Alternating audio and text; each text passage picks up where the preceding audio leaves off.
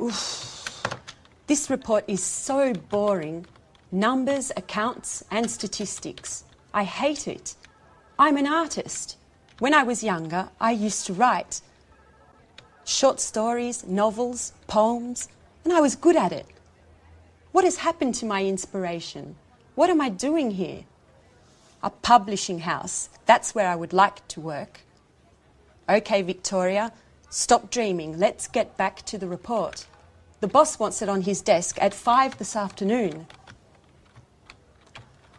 Oh, isn't there anything more interesting to do? Like listening to some good music.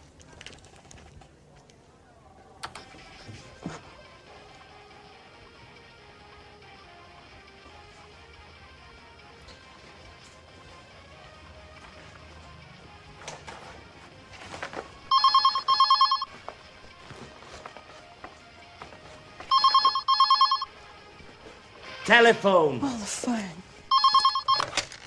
Hello, this is Victoria Lee. Oh, Lucy, what can I do for you? No, I'm not busy. Well, actually, I am very busy. I have to write a boring report for the boss. Anyway, what is it? Is there a problem? What? Mr. Lewis wants to speak with me. Really? Yes, of course. Put him through. Good morning, Mr. Lewis. It's a pleasure to hear from you. How are you? I'm fine, sir. What can I do for you? Yes, I know the product. It's very interesting, innovative, and the marketing department thinks it has a lot of potential for the international market. What? Me? Really? Thank you, sir. Yes, immediately.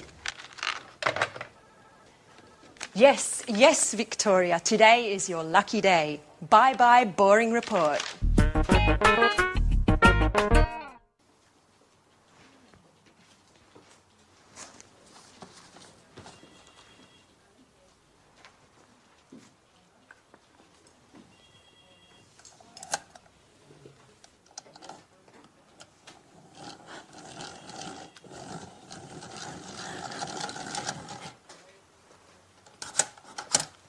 So, you are Anne Baxter.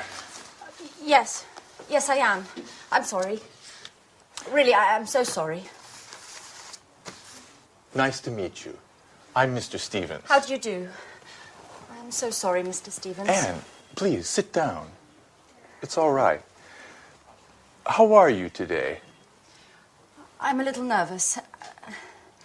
And this isn't a good start. That's all right. Well, Anne, where are you from? I'm English. I'm from Oxford. Great.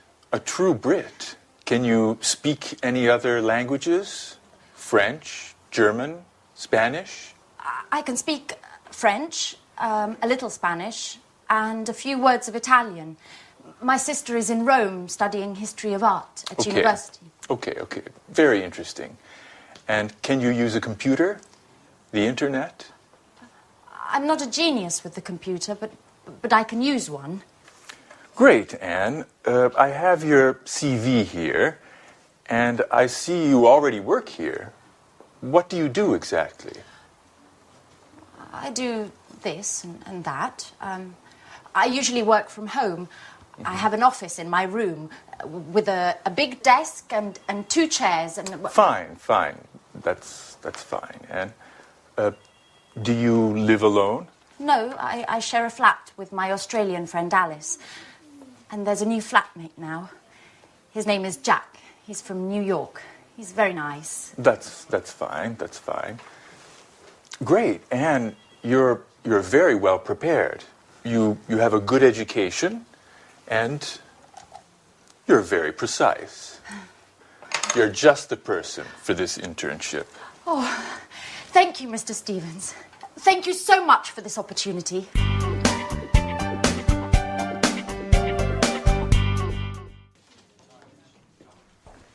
Right this way. Anne, this is Gary. And this is Rachel. Hello. Hi. Pleased to meet you. Rachel is a very important team member at our publishing house. She knows everything about the company. Thanks. She was our first employee, 1985. 1985. And she can answer any questions you may have. Okay, Anne, you're in good hands. Have a productive day. Oh, all right, Anne. Are you ready? Well, Mr. Stevens founded this publishing house in 1985. Oh, just a moment.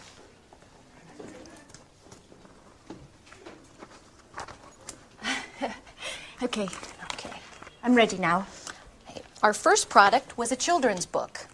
It was very successful and sold more than 3 million copies. We had 20 different translations. Over time, the company changed and diversified, and we have now fiction, cookbooks, and tourist guides. Cookbooks and... I'm sorry, I didn't catch that. Tourist guides. We also have an encyclopedia of history and one of art history. Sometimes we publish economic texts, and our catalog, with over 10,000 titles, makes us one of the most important publishers in the country. 10,000. We also employ more than 150 people. Is everything clear? Yes, I think so.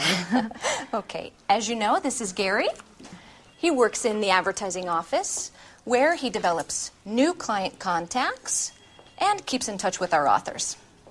Pleasure to meet you, Anne. It's so nice to have such lovely colleagues in this company. Fine, Anne. Okay.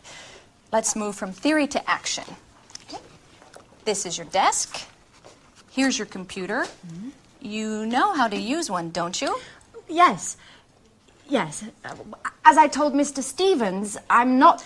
Okay. No need to waste time. Okay. Over there is the fax and the photocopier. Okay. There's a coffee machine in the hall over there. Mm-hmm. But please, few breaks and keep them short. Do you understand? Yes. Excellent, Anne. Get to it.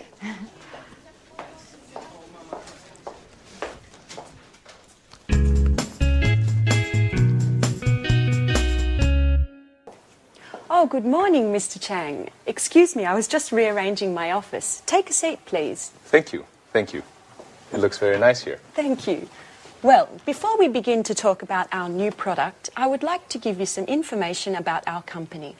Speedmaster Spectre is a multinational company which specializes in well-designed, high-tech sporting goods.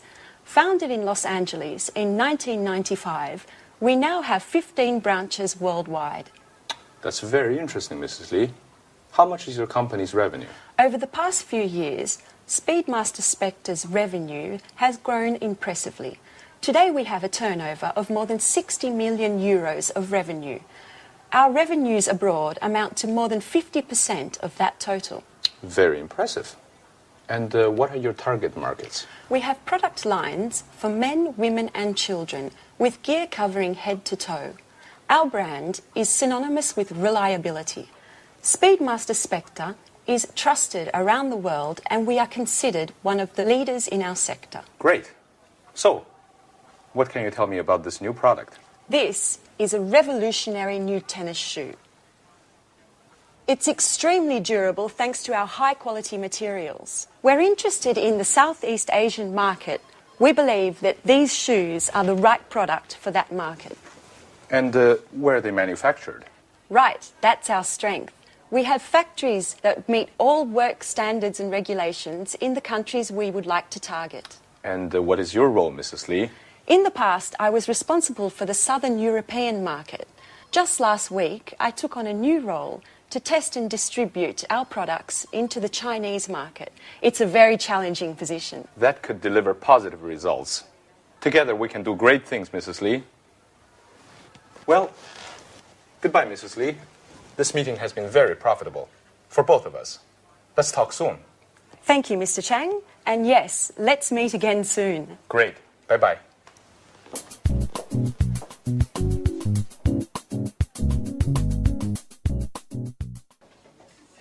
Good morning.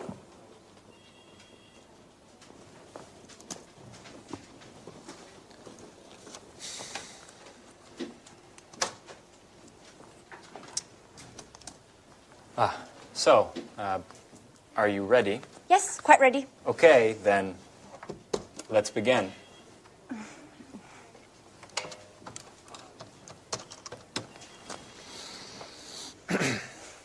Hello, my name is Gary Reynolds from Pilgrim Publishing. May I speak to Mr. Jones? Mrs. Jones, how are you? And how is that wonderful apple pie of yours? I'm fine, thanks. Certainly, I'll hold. With a wink and a nudge, you can get whatever you want, even imaginary apple pie. This author is too important for us. Right. Hello, Mr. Jones. How are you? I'm fine, thank you. I wanted to know if you are interested in contributing to a new cooking guide that we have to bring out soon. Yes, it's a 6-volume collection of recipes to fit the needs of all tastes, with a detailed photo guide for preparation and cooking techniques. And we have to have the materials by the end of next month. Right. Exactly. Sure. Of course. Yes. Excuse me. Could you hold on for a moment? Anne, that's enough. Stop now. I can't concentrate. Oh, sorry, Gary. Sorry. Yes. As I said earlier, if you accept, I can send you a copy of the contract that you should sign and return. No, I'm sorry. We can't wait until next Tuesday. Well, I'll have to check with my boss. I need to ask Mr. Stevens if we can organize a meeting for next week. In the meantime, do you need any prep materials? No problem at all. I can send you an email immediately. Okay, goodbye. It was a pleasure speaking to you.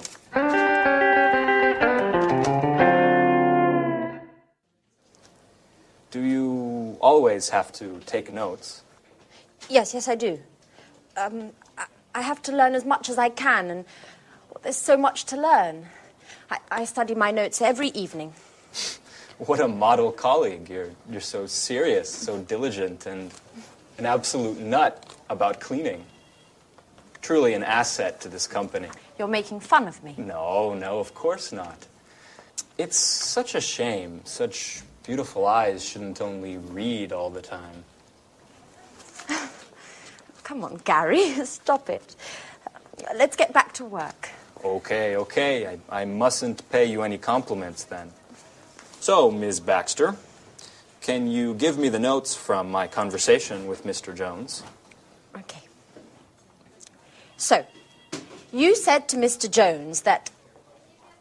Oh, I have to start from the beginning, right? Anne, calm down. It's not an exam. I know what we should do. You should try a telephone call. Me? Oh, no. No, I'm not ready yet. Sure you are. It's not that difficult. Okay. Here, Who do we have to call next? try to call Mr. Clifford. All right.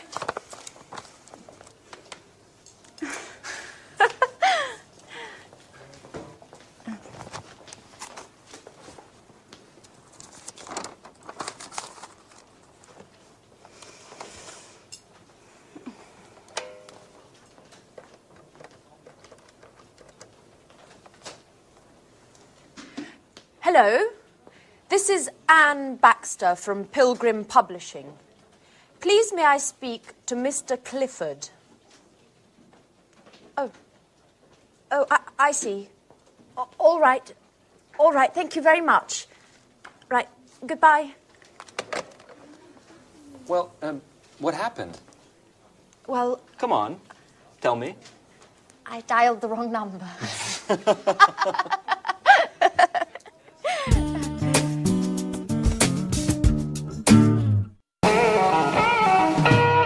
So, Mr. Stevens, may I begin to explain our typographic services? Just a moment, Mr. Richardson. I'm still waiting for our new intern. She has a lot to learn, and I think our meeting would be very useful for her. Good morning. I'm sorry I'm late, Mr. Stevens. Never mind, Anne. Anne, this is Mr. Richardson. How do you do? Good morning. Anne, I see you've had your hair done. Very nice. Oh, thank you, Mr. Stevens. It looks like you were out late last night. I hope you had fun. Were you at a party or perhaps a club? Oh, no. I was at home. Actually, it was quite a difficult night. Anyway, I don't want to bore you with my personal problems. Right. So, Mr. Richardson, tell us about your typographical services then. Founded by Charles Emerson, Montex has been active in the typographic market since 1985. From the beginning, we have been known for our innovation and high-quality products. Mr. Emerson's children, John and Lucy, have continued the tradition by improving and enlarging the family business. The first Montex office was located in Russell Street. Oh, Russell Street! That's where the flower market is. I went there just the other day and bought 2 beautiful yellow orchids. I'm sorry. I'm sorry, Mr. Richardson. I didn't mean to interrupt you. As I was saying, over the years and following changes in the market, our company has diversified and extended its line of products. We've purchased the latest technology, offering our customers the best package available on the market today. In 2000, we moved to a larger office space in order to improve production. Our new headquarters are located in Rodney Road, and we have approximately 55,000 square metres at our disposal. Well, that's a huge space. Yes, that's right. It's very big. Anyway, our first success was with brochures, marketing flyers, pamphlets, and company catalogues. We also provided business cards and general printing services. Over time, we moved into book publishing as digital technology and expansions in the market gave us the skills to enter the market. Currently, we're equipped to provide highest quality publishing at an extremely competitive price. Our current capacity is more than 100 million pages per year.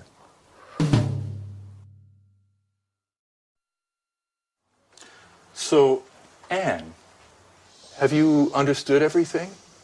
Would you like to sum up what Mr. Richardson has said? Me? Yes. Could you? Oh, all right. I'll try. Established in 1985 by Charles Emerson, Montex has successfully grown and adapted to changing client needs. In 2000, the company transferred to Rodney Road, where, thanks to cutting-edge equipment capable of high volume, it has optimized its production and extended its offerings, specializing in the publishing sector. Currently, it provides top-quality printing at extremely attractive pricing. Well done, Anne. You have a great ability to summarize. You know, Mr. Richardson, we aren't very pleased with our current typographers. They don't meet deadlines. Professionalism, efficiency, and punctuality are the keys to our success. Do you know that in just a few years, the number of Montex clients has grown by 100%? And what sort of printing do you principally use? Digital printing and offset printing in the case of high-density needs. What? Offset printing? Young lady, you work for a publishing house and you don't know what offset printing is? No, sir. I'm afraid I don't. Is it important? Anne, offset printing is the classic way in which a graphic project done on a computer is converted to the final printed page. I get it. I get it. Well, it is important. It's extremely important. What an idiot I must seem. I basically told you I have no technological know-how. You know, Mr. Stevens, I am studying the editor's manual that you gave me, but I haven't got to the letter O yet.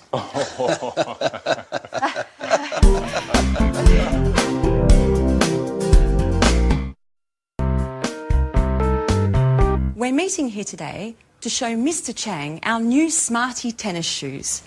These innovative shoes are made of high-quality materials and are perfect for the Southeast Asian market, which, as we all know, is expanding rapidly. We're especially interested in the Chinese market, which is growing at a pace much faster than the rest of the world. Excuse me for a moment. Henry? Hi. I'm sorry, but I'm in a meeting right now. Let's talk later, okay? All right, tell me, but hurry up. No, Henry, I never told John he could watch TV all day. He must have misunderstood. All I said was that he can watch all the TV he wants, but only after doing his homework. This really isn't the right moment, Henry. I'm sorry. Can we continue this conversation later on this evening? Pardon the interruption. Now, as I was saying... Excuse me, Victoria, but do you think this is the right product for the Chinese market? I think that before we export Smart in the Southeast Asian market, we need to take a close look at the local competition and the market's tasters in the sector. Excellent observation, Paul. We've actually already done market research, and as Mr. Chang can confirm, demand for sporting goods in China has grown by 50% over the past 10 years. Far Eastern consumers are increasingly interested in the latest fashion. They have become the most demanding consumers of fashion and quality in the world. Isn't that right, Mr. Chang? Oh, yes. Your fashions have reached our shores. Fashion is law, especially for young consumers. In fact, purchases are driven more by trends than by the actual products. And what about the competition, Victoria? It's a well-known fact that labor costs are lower in China, and the shoes produced in China are much more cost-competitive than in Europe. Right again, Paul. However, our shoes are manufactured with high-quality materials that target an upper-level segment of the market. This market segment is quite happy to spend more on products that are well-equipped, last longer, and are of a higher quality. Do you have any data on how Smarty sales are going in Europe and in the States? Yes. Our marketing department sent me the latest report just this morning, and I'm happy to say it's very encouraging. Smarty has become one of our most successful products of the last few years. Demand is growing exponentially, and the satisfaction level of these shoes is much higher than that of similar shoes produced by other companies. In fact, Smarty shoes are considered one of the most durable, the most functional, and, most importantly, the most popular amongst the youth market. And what about the distribution? It's a very important aspect that we shouldn't underestimate. Yes, Mr. Chang is here to help clarify this issue for us. It is extremely important to have a detailed distribution and promotion plan. We've also got to create a reputable chain of agents to distribute our products over the widest possible area. This, in turn, will help us make importation easier and reduce taxes for entry into the Chinese market. Look, I'm very happy to provide you with any information you may need, as well as contacts inside the Ministry of Industry and the Chamber of Commerce. But, of course, Success depends on your goals, your strategy, and the type of financing plan you're willing to provide. And besides that... Oh, excuse me yet again. John, what do you want? I told Dad I'm in an important meeting. No, John, I didn't say that. First do your homework, and then you can watch TV, okay? And listen to me. I don't care if your friends aren't studying today just because it's a holiday tomorrow. Do you understand? Tomorrow we're going to see your grandparents, so you have to study today. That's enough of this story, John. No, that's not true. I'm a good mother, and I love you. But it doesn't mean I don't have the right to tell you what to do. Listen, I don't want to talk about this anymore. Goodbye. Pardon me, just a little domestic problem. Well, yes, Mrs. Lee. We all know that kids cause more problems than work. You're right, Mr. Chang. Kids, anyone who understands them is a genius.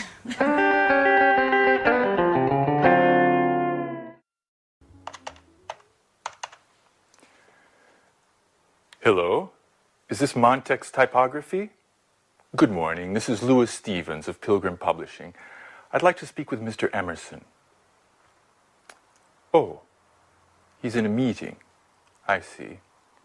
Could you put me through to one of his children, to John or Lucy, please? Oh, they are also in a meeting. Fine, then may I speak with Mr. Richardson? You don't mean to say that he's also in a meeting? Yes, I see. Is there anyone that I could speak with to find out if our order has already gone to press? I'd also like some information about deliveries. Yes, I see. They're all in meetings. Could you take a message for Mr. Emerson? Ask him to call me as soon as possible, ASAP. I'll be in my office until 4. Thank you. Goodbye. Well, they certainly do like meetings at Montex, don't they?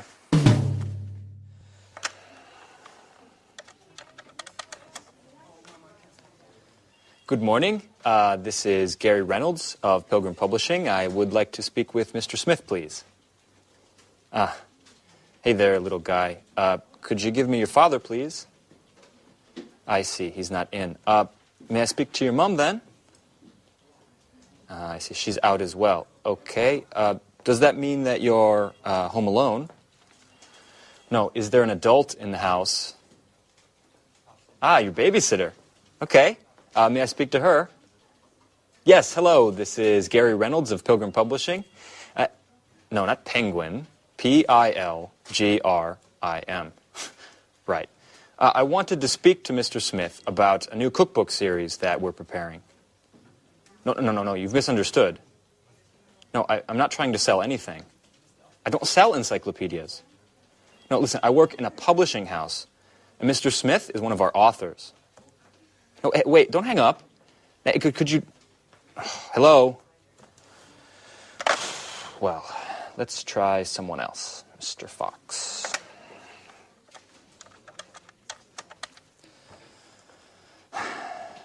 Good morning. This is Gary Reynolds of Pilgrim Publishing. Answering machine. Great. Yes, good morning. This is a message for Mr. Fox. I'm Gary Reynolds of Pilgrim Publishing, and I was interested in finding out if you would like to participate in a new cookbook series that we are publishing soon. You can contact me at your earliest convenience, and you can reach me at the number 786-8776. Okay, thank you. Goodbye. Well, seems like today is just not my lucky day. Oh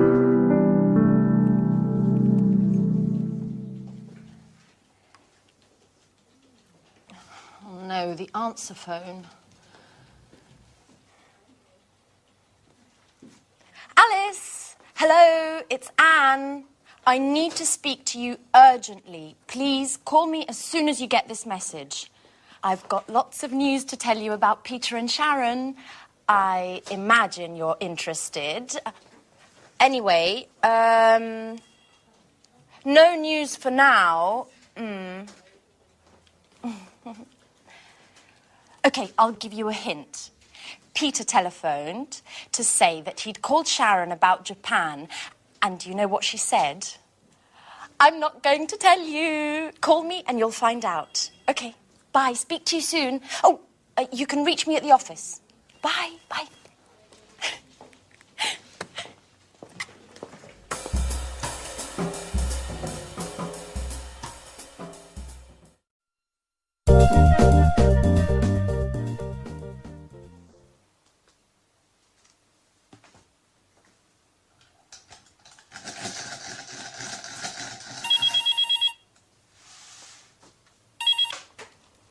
Pilgrim Publishing, good morning.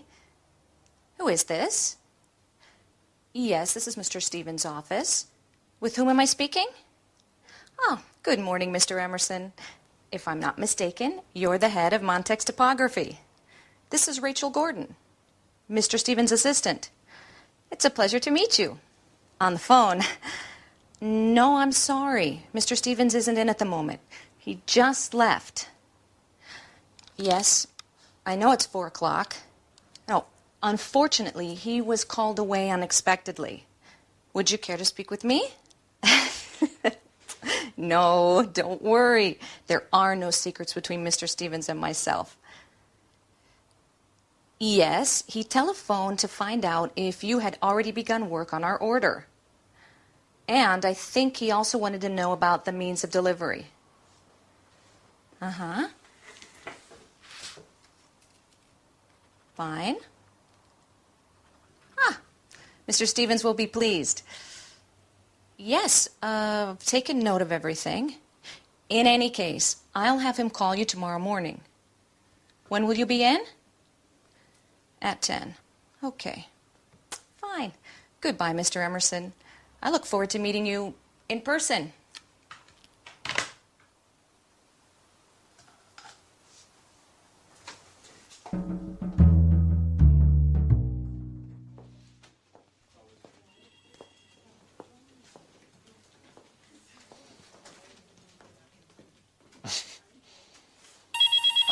It's Fran. Hello? No, I'm sorry. She's not here right now. Who's this? Alice. This is Gary. Right, the Joker. Which, by the way, was Anne's idea. No, I didn't want to go along, but she insisted. No, I don't know where she's gone. Perhaps to make some photocopies. Would you like to leave a message? Uh-huh. Okay, I'll tell her to ring you as soon as she returns.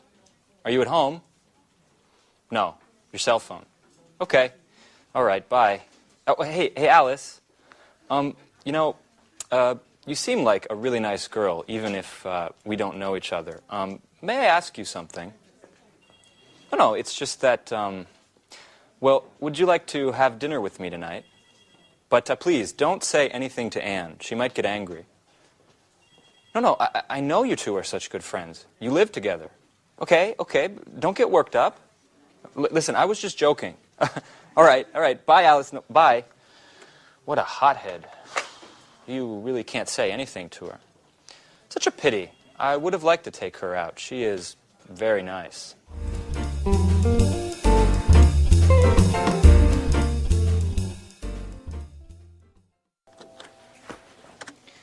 So, Anne, how did your meeting with Mr. Stevens and the Montex representative go? Quite well. Actually, it was very interesting. Did they come to any agreement? Well, for the moment, Montrax is going to print 3,000 copies of our next series of cookbooks. Mr. Stevens wants to give them a trial run and see how they work. If they meet their deadlines and price competitively, he'll sign on for larger deals in the future. Well, we're hoping to optimize our work and drive down costs a little. And the publishing market is in a deep crisis.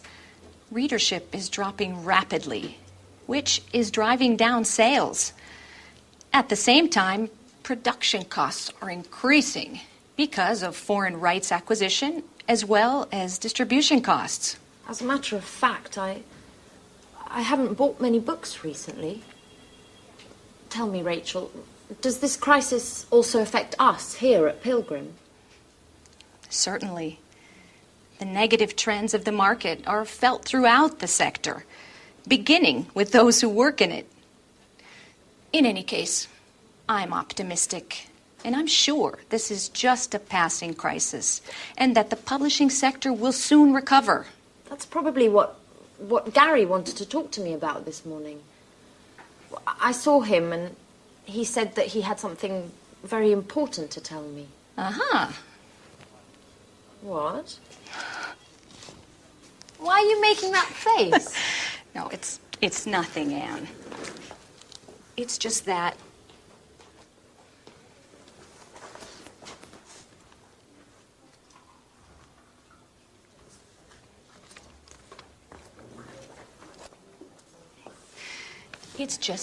I don't trust Gary. He's a Latin lover and full of himself. He chases all of the pretty girls around here, and you are just his latest victim. Look, Rachel, I'm perfectly capable of looking after myself. I only have a working relationship with Gary, and that's how it's going to stay. Sorry, Anne. I certainly didn't mean to offend you. I'm quite aware that you are an intelligent young woman who can keep men like Gary at a distance. In any case, I just wanted to warn you. I'm sure you'll agree with me once you get to know him.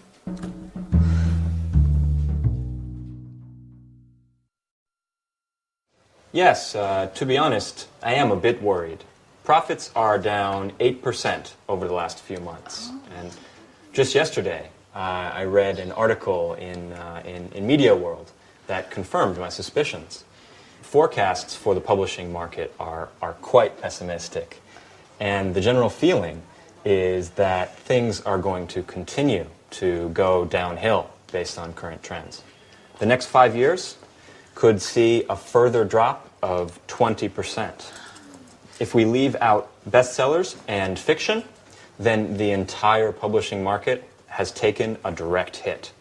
Or, better, is in a downward spiral. But what about sales? For the moment, they're stationary, but we won't be able to improve them. In fact, we'll have to stop publication of our encyclopedias of history and art history, with awful consequences for those working on these projects. Are you saying that we'll have to lay people off? No, not for the moment. But if things continue like they are, we will have to let some of our people go. Oh my God. There must be something we can do to keep from cutting staff. I'm meeting with Mr. Stevens this afternoon to discuss the situation. We're going to focus on new objectives for the company in both marketing and sales. Perhaps we will develop a new line of economic paperbacks, which might help sales. But the other publishers are already doing that successfully. I think we'll need to develop new products to encourage new market opportunities. Well said, Billy. I've already got an idea to suggest. It won't resolve all of our problems, but it could bring about some interesting developments. And what might this new idea be? Anne! Well, Anne, are you in there? Hey, you! I'm looking for my friend Anne. Is she with you? Anne! Surprise! Anne, hello. Come back to Earth. Someone's looking for you. Alice, what are you doing here? Well, I came to see where you work, Anne. Could you give me a tour? So, these are your colleagues. Oh. What long faces. Are you always like this? We need a little fun to lighten things up in here. Why don't you invite them to the party this evening?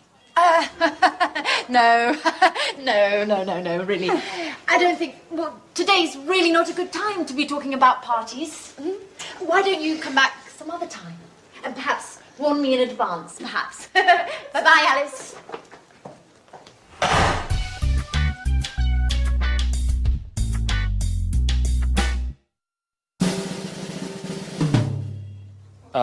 Right. Anne, are you ready for your next telephone call? Oh, yes. Okay, you need to get in touch with Mr. Bradford. He's a great author who has worked with us for years. He's quite friendly, and he's quite a wizard at the stove. He opened a restaurant a few years ago, but he sold it to move on to writing cookbooks.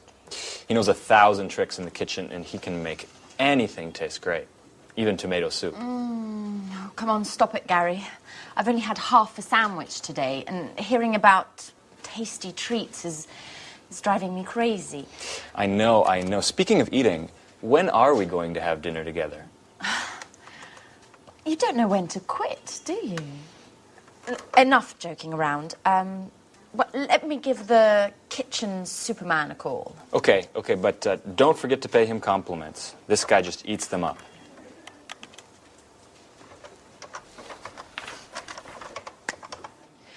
Hello, good morning. This is Anne Baxter from Pilgrim Publishing. Please may I speak to Mr. Bradford? Oh, Mrs. Bradford, hello.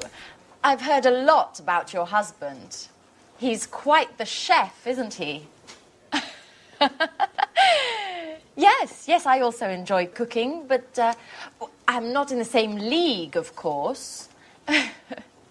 Well, I'm calling to propose a new cookbook series to Mr. Bradford.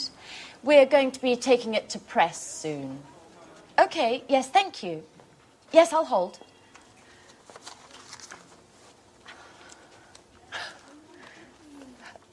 Good morning, Mr. Bradford. Hello, this is Anne Baxter from Pilgrim Publishing. First of all, congratulations.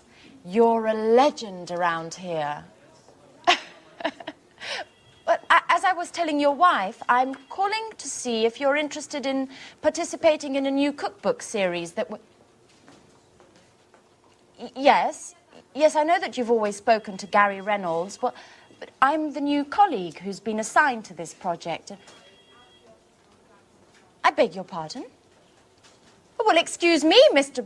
Bradford, but I don't understand why you consider Mr. Reynolds to be more competent than myself. In any case, if you'd like to speak to him, hold on a moment. I'll put you through. Hey, Mark. How are you? Yeah, I think you upset Anne, our new intern. Oh, she's a fantastic colleague, diligent and hardworking. Yeah, let's set up a meeting so you can meet her. You'll be very impressed. She's also a great cook. In the meantime, I'll send you a detailed outline of the project. Okay, and we'll see each other Tuesday at 10. Okay, right.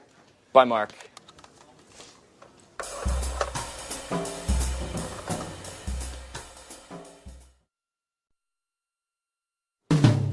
Well, what a pleasant person he is. Oh, come on, Anne. Don't let him get to you. Mr. Bradford is just a little shy with those he doesn't know. But you'll see. He's quite a lot of fun once you've met him. Why don't we take a short break? How about a little fun on the telephone? I need to relax and have a good laugh. Okay. But who should we call? I know. Let's call my flatmate Alice. She's always looking for new boyfriends, and you could pretend to be a friend of Jack's, the other flatmate, saying that you saw a picture of her and that you'd love to meet her. Okay, but she isn't going to get angry with me, is she? Oh, no, we'll tell her it was just a joke.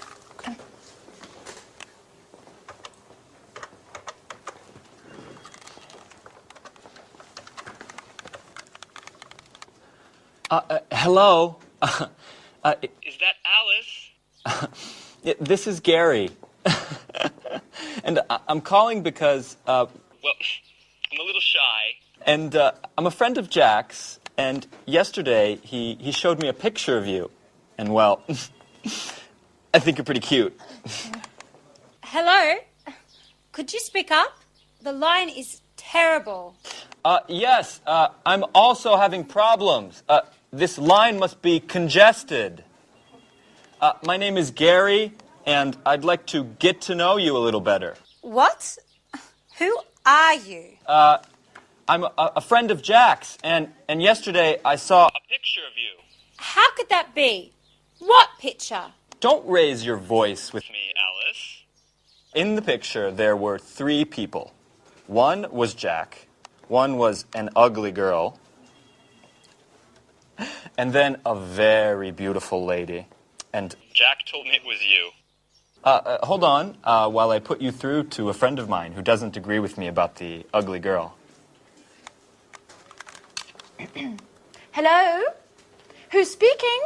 This is Alice, and I urgently need to speak with the other guy. I think his name is Gary. I'm afraid I can't hear you. Could you speak up? I said I urgently need to speak with Gary. Oh, I'm afraid Gary's very busy at the moment. If you'd like an appointment, I can fit you in the beginning of next month. What? You are joking, aren't you? I told you I need to speak with him immediately. Alice! It's Anne. It's a joke. And you fell for it completely. Anne, you scared the hell out of me. What a stupid joke. Okay, maybe it was a stupid joke, but you bought it hook, line and sinker.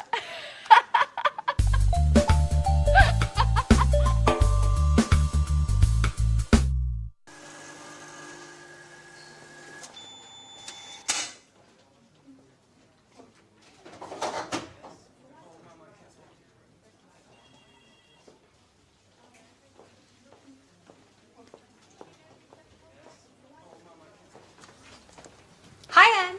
Have you got a moment?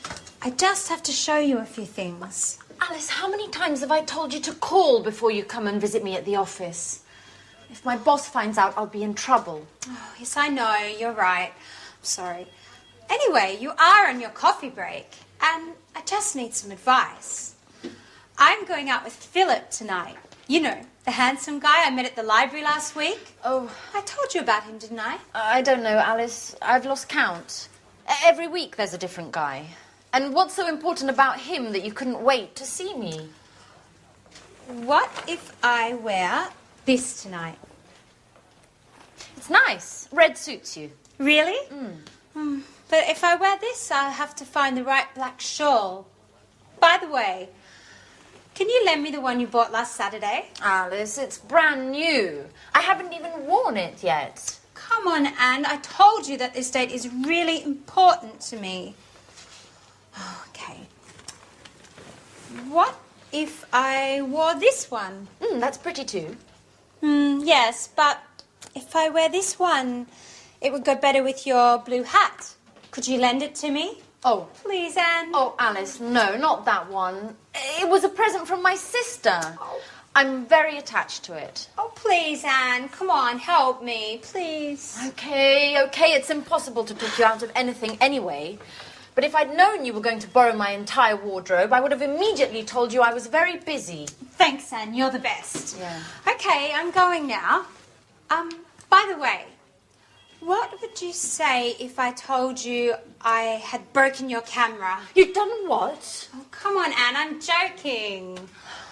Oh, I think work is making you just a little bit too nervous. Bye.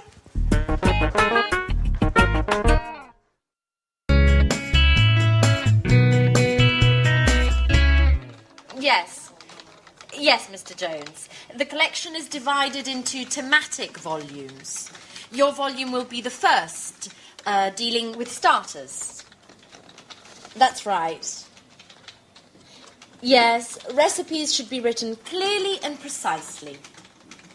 Well, I'm not sure I agree with you there. Ingredients should be written separately, directly under the title of each dish. Okay, I'll expect your first instalment next week then. All right, goodbye, Mr. Jones. Goodbye.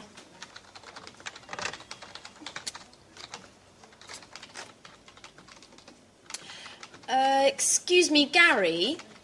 Has Mr. Bradford got in touch yet? Gary? Hello? I asked you a question. Could you answer, please? What's up, Anne? I'm sorry, I'm writing the contracts to send out to the authors. Have you spoken to Mr. Bradford yet? No. Could you give him a call? I'm really very busy at the moment. Okay. Could you at least tell me where you are with him? Has he sent us the materials? Gary?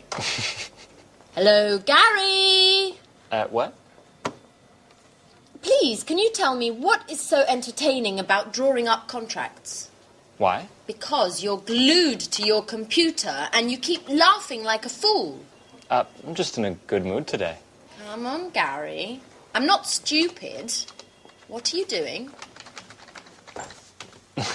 Okay, you've caught me out. I'm chatting. It's great fun. Would you like to give it a try? No, thank you very much. And you shouldn't be chatting at work anyway. Mr. Stevens might notice. Now, why would he? If he walks in the door, I'll just close the window and continue typing up the contracts. Anne, relax. Let's chat a bit together. No, I'm afraid I can't. Somebody needs to work around here.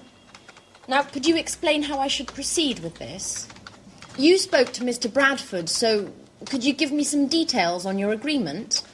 Yes, he should have sent some materials in 2 days ago, but we still haven't received anything yet. Give him a call and see where he's at with those.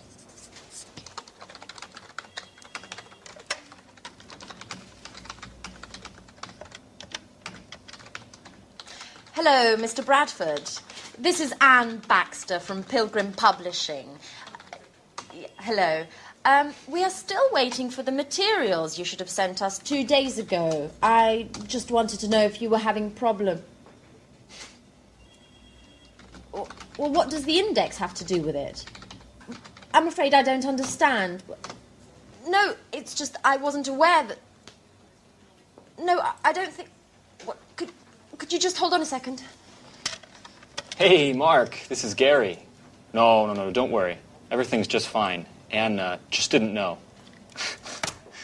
Have you finished the index, then? Okay, great. We'll expect your email, then. Okay. Bye, Mark. I hate you, Gary. If you spent a little time filling me in instead of chatting on your computer, I might just know what's going on around here. What? Ooh!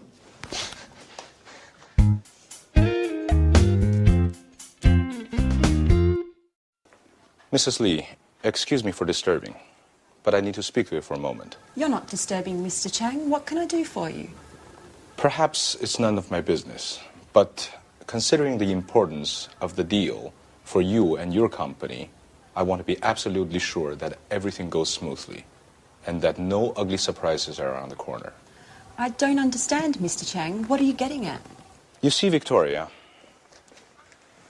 I value you highly and trust in you, but I don't like people going behind my back. What are you insinuating, Mr. Chang? Victoria, I know very well the woman who visited you in your office yesterday, Mrs. Baker, Human Resources Director for Play, the world's largest sporting goods chain. And? Mrs. Baker is well known as a headhunter. You know, those personnel managers who rob other companies of their own talents to employ for their own companies. So tell me, Victoria, what did Mrs. Baker want from you? You're right. Mrs. Baker made me a very interesting offer, but I certainly have no intention of accepting. Are you quite sure, Victoria? Look, Mr. Chang, I had an interview with Mrs. Baker last year. At the time, I was working for Spectre, but I was very unhappy. I had been hired to work in the business office and had expected more important assignments. But unfortunately, my work was very monotonous and boring, nothing that met my expectations. So I sent a CV to Play, they contacted me for an interview, but there weren't any positions open at the time. Therefore, I stayed at Spectre. And there's another thing, Mr. Chang. I have a dream. I've always wanted to work in a publishing house ever since I was a teenager. And that's also why I wanted to leave this job. Numbers just don't go with my creativity. And what about now, Victoria? Do you still doubt about your job? And what about your expectations? Well, now things are different. I've taken on a role with more responsibilities, and I'm working on important projects like this one. It's been a double victory for me. Not many women have such prestigious positions, and I'm quite proud of that. I finally have the chance to demonstrate all my abilities, and I have no intention to renounce that. You have to believe me, Mr. Chang. I have no intention whatsoever of betraying my company. I believe you, Victoria. I certainly appreciate your sincerity. You're quite a capable young woman. And I'm certainly very pleased to have solved this little misunderstanding.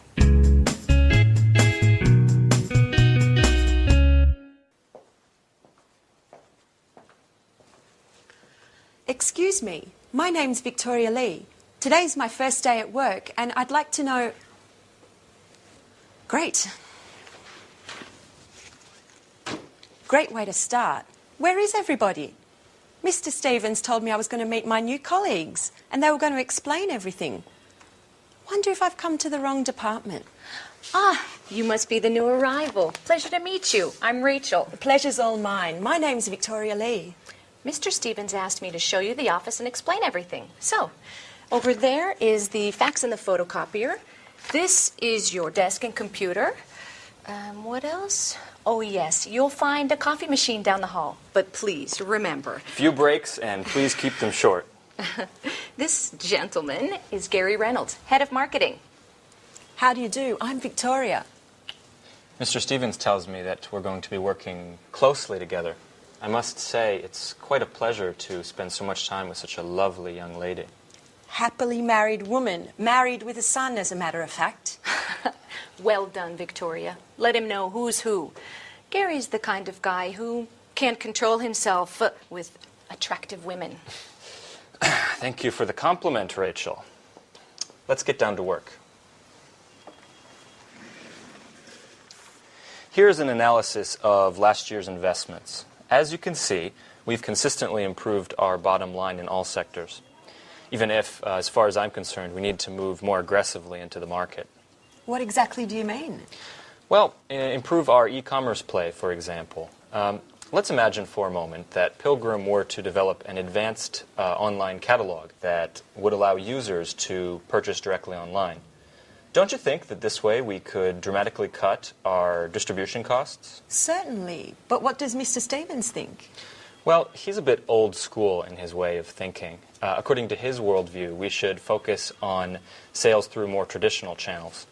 I, on the other hand, would be thrilled if you saw things more along my lines. Why don't we develop a realistic marketing strategy that includes possible e-commerce earnings? Perhaps we could convince him together. I'm afraid I can't at the moment, Gary. I've got to focus on the bookkeeping to begin with. Listen, why don't we have a little dinner together tonight and then continue working at my house? I'm married, remember, Gary?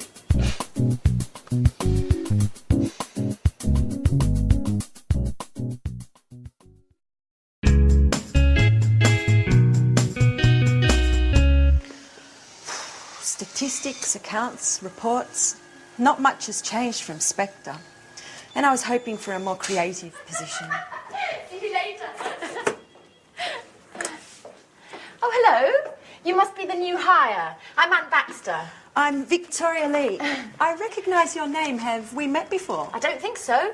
Or perhaps we met at the Red Lion pub. I often go there with my friends. No, it doesn't sound familiar. Actually, I have a son, so I don't get out much. But still, I've heard your name before. Just a moment, now I remember. We met on the telephone when I was still working at Spectre. We both had that problem with our courier, Fast. Oh, yes.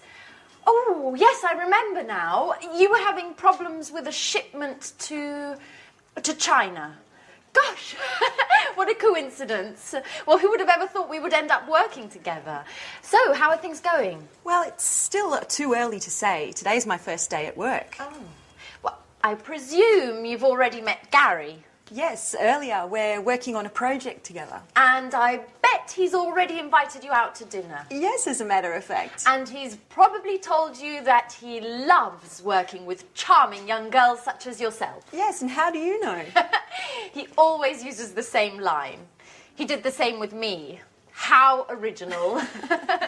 Well, I'm pleased that you've joined us here, and, well, I hope we'll become great friends.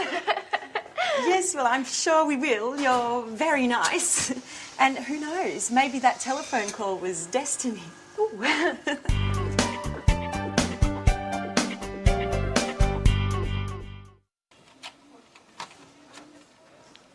Who's in charge of delivery to the Blue Moon bookshop? Ann and I. Why? They've just telephoned complaining that they haven't received anything yet. Well, that's impossible. I sent the delivery 5 days ago. That's just it. I don't understand what could have happened. The merchandise should have arrived by now. Anne, call the shipping agents to find out what's up.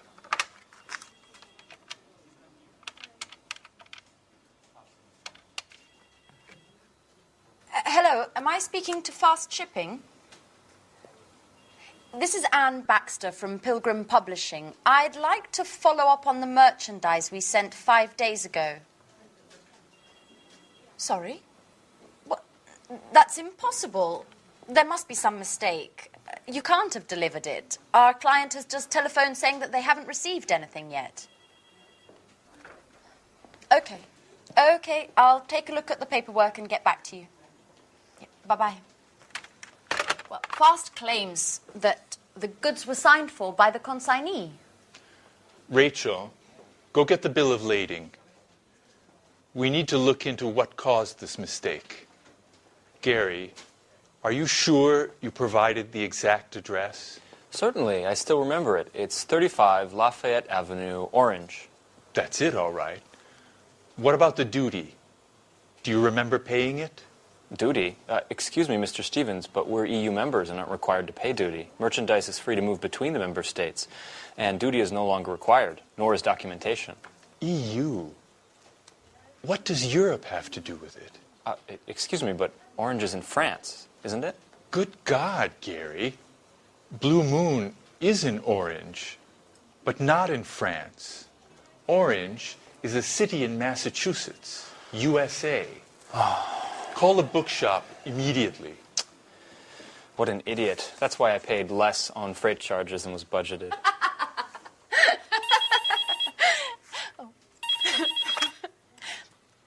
Hello, Pilgrim Publishing. This is Anne Baxter. How may I help you? Hello, this is Victoria Lee. I'm calling in regards to the shipment. I was wondering if you had Any news yet? Yes, Actually, I was just about to call you. unfortunately, there's been a misunderstanding. But don't worry. We're taking care of things on our end, and you should receive The goods very soon. Could you tell me exactly what's happened? My boss is extremely upset. The shipping documents were in order. According to the bill of lading, the supplies should have already arrived. Can you explain why the merchandise is blocked in the custom warehouse? Customs?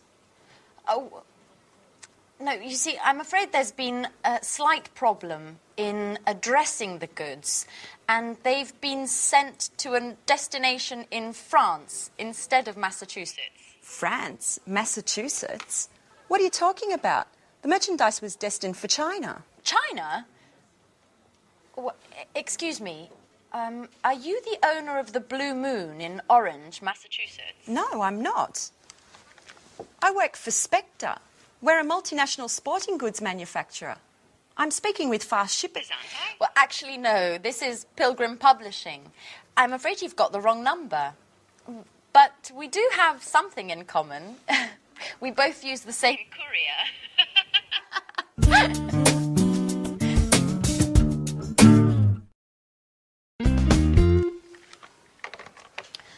Life is funny. I dial a wrong number, and who do I call? A publishing house. Maybe it's fate. Nice young woman as well. What was her name? Anne Baxter, that's right. We use the same couriers and are both having problems with deliveries. What a strange coincidence. Mrs. Lee, Have you spoken with fast shippers yet? Not yet. The number's always busy. We have to figure out what's happened. This delivery delay is costing us a lot of money. The courier assured us that the merchandise didn't have to pass through customs, that it would have left their warehouse with the customs bill already compiled, without any additional customs requirements. That's right. Considering the shipping costs, they're so high because they include all international delivery costs, such as transit, loading and unloading, assembly, and warehouse storage costs. Just a moment. I've got it. Did you remember to attach the certificate of origin, Mrs. Lee? The certificate of origin? I don't really know what that is. It's never been required for our shipments. The certificate of origin is that document which states the merchandise's country of origin for customs purposes. It's absolutely necessary for companies doing business in countries which don't belong to the EU, provided upon customs officials' request. And China is one of those countries. I'm sorry, Mrs. Collins. I didn't know. I swear it. Up until now, I've never taken care of shipments. This is going to be one very expensive mistake. Oh, by the way, I'll be taking our losses caused by this delay out of your salary.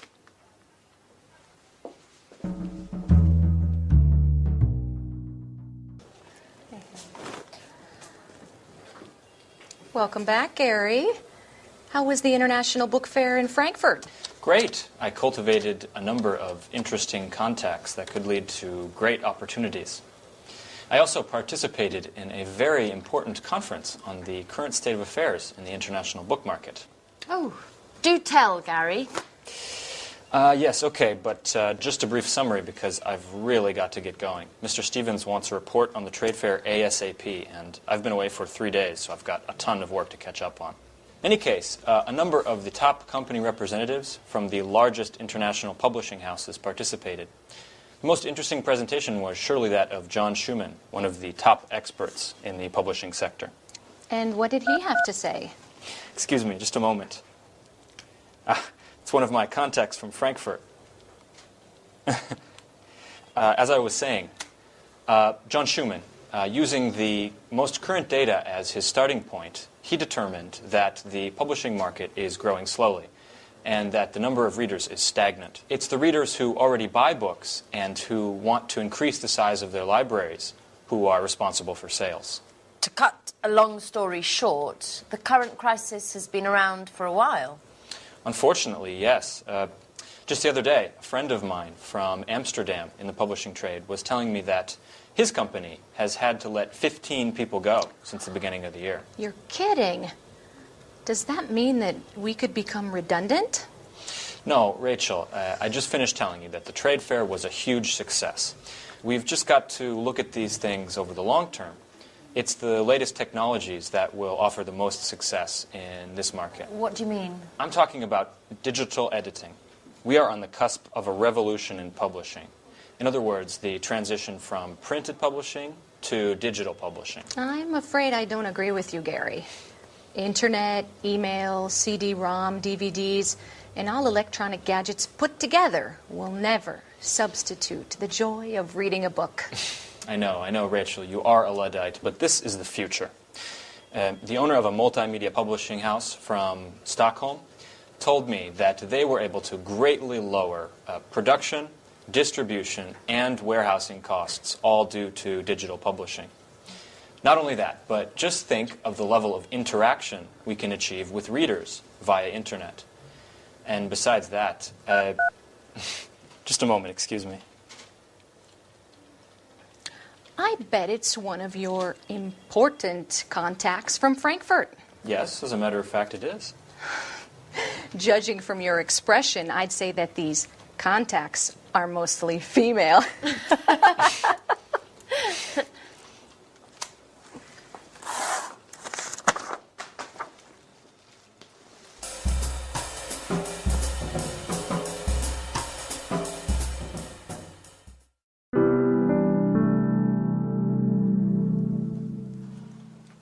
Oh, hi, Victoria.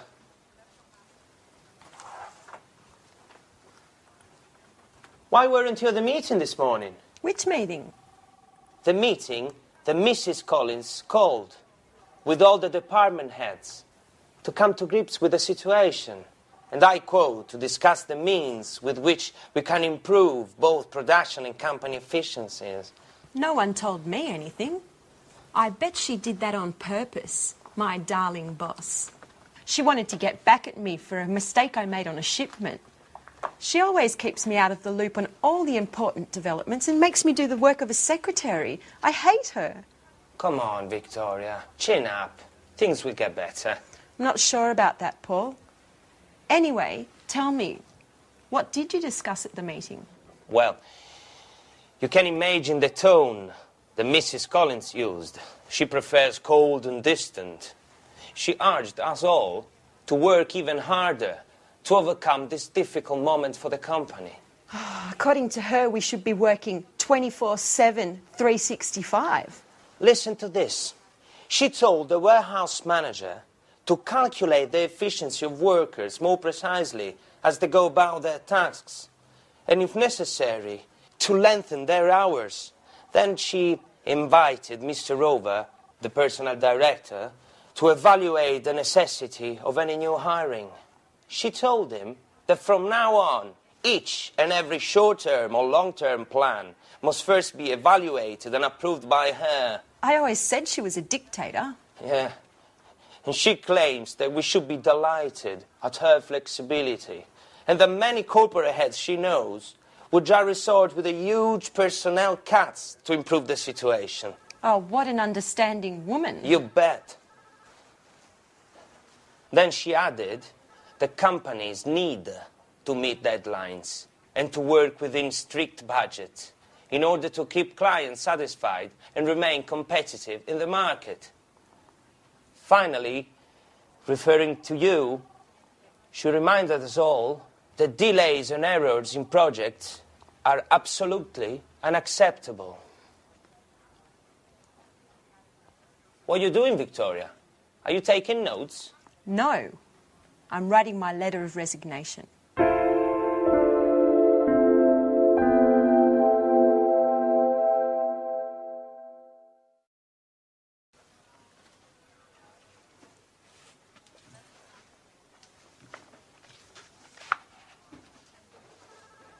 Paul. Don't tell me this is true. Are you really going to leave? Yes, Paul. I just can't stay here. Since Mrs. Collins has arrived, the work climate has become unbearable. She never misses an opportunity to humiliate me and to assign me the most demeaning tasks. And what are you going to do now? Well, I've got in touch with a number of companies. This afternoon, for example, I have an interview with a publishing house. Publishing house? You're not going to become an author, are you? Precisely. You know it's always been a dream of mine. I don't think the interview is going to focus on my literary talents. But, Paul, you look awful. What's the matter? I'm a bit concerned about things. We're having a meeting with the major shareholders of Spector to take a look at the balance sheets. And is that a problem? Well, as you know, the year-end balance sheets provide an overview of the economical, fiscal and fiduciary effectiveness of our management. And I certainly hope that scrutinizing the books won't uncover inconvenient discrepancies that could lead to a change of a company leadership. What exactly are you referring to? As you know, things haven't been rosy lately, even if there has been a slight improvement in share prices during the last quarter. However, at the same time, the outstanding debts to our suppliers have also increased. In other words, our revenues don't cover our expenses. The situation is serious then. That's right. I'm afraid we'll need to resort to additional outside financing. I've been calculating the various balance sheets entries to understand what's causing our debts and try to develop a plan of attack to get our weak points under control. The results are anything but encouraging. As you well know, the solidity and integrity of our financial core assets are indispensable to keeping our production capabilities intact and revenues flowing. I certainly wouldn't want to be in your shoes at the meeting. No kidding. I'm predicting lightning and thunder. I wish I didn't have to participate. Perhaps I could come down with a sudden case of flu or something. How about kidney inflammation accompanied by high fever caused by a highly contagious virus mysteriously present in the company? You'll laugh, but now that you won't be here, I'll have to double the work. By the way, they don't happen to need someone else at the publishing house you were speaking about. So you're a secret author as well? No, but I can do a lot of things. For example, use a computer, make photocopies, send faxes. That should be enough, shouldn't it? What a clown. I'm going to miss your jokes, Paul.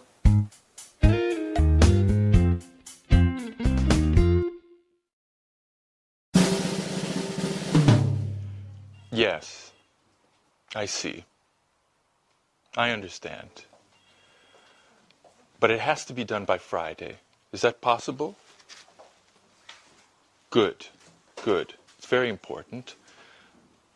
We'll be in touch. Thank you. Goodbye.